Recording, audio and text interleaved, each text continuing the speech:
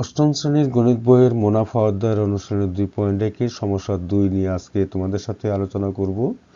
সমস্যা 2 এ উল্লেখ আছে একজন দোকানদার কিছু ডাল 2375 টাকায় বিক্রয় করায় তার 5% ক্ষতি হলো, অর্থাৎ 100 টাকায় তার 5 টাকা ক্ষতি হলো।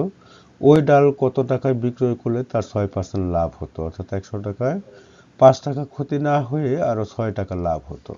শিক্ষার্থীরা একটু খেয়াল করো, এক দোকানদার কিছু ডাল 2375 টাকায় বিক্রয় করে, তাতে দেখা গেল তার 5% ক্ষতি হয়। এই পরিমাণ ডাল কত টাকায় বিক্রয় করলে তার ক্ষতি না হয়ে 6% লাভ হবে? তাহলে শুরু করা যাক এই সমস্যা 2 এর সমাধান।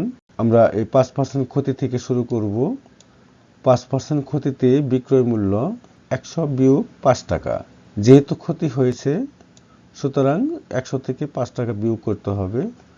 100 থেকে 5 টাকা বিয়োগ করলে হবে 95 টাকা। এখন আমরা দেখব এই ডাল ওই দোকানদার কত টাকায় সে ক্রয় করেছিল। যেহেতু 2375 টাকায় বিক্রি করছে, তাতে দেখা গেছে তার 5% ক্ষতি হয়েছে। সে কত দিয়ে এই ডাল ক্রয় করেছিল? বিক্রয় মূল্য 95 টাকা হলে ক্রয় মূল্য হবে 100 টাকা। বিক্রয় মূল্য 1 টাকা হলে ক্রয় মূল্য 100/95 টাকা। তাহলে বিক্রয় মূল্য এই ডাল কত টাকায় বিক্রি করে? 2375 টাকায় বিক্রি করে। তাহলে 2375 টাকা হলে ক্রয় মূল্য হবে 100 পূরণ 2375 বাই হলো 95 টাকা। এটা যদি আমরা ক্যালকুলেশন করি তাহলে পাবো 2500 টাকা। অর্থাৎ এসে 2500 টাকায় ডাল কিনে 2375 টাকায় সে বিক্রি করেছিল।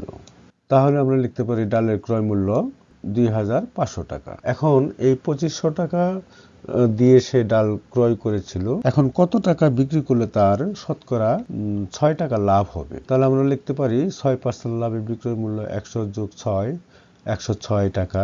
যেহেতু এই ডাল বিক্রি করতে হবে লাভের জন্য, সুতরাং আমরা লিখব ক্রয় মূল্য 100 টাকা হলে বিক্রয় মূল্য 106 টাকা।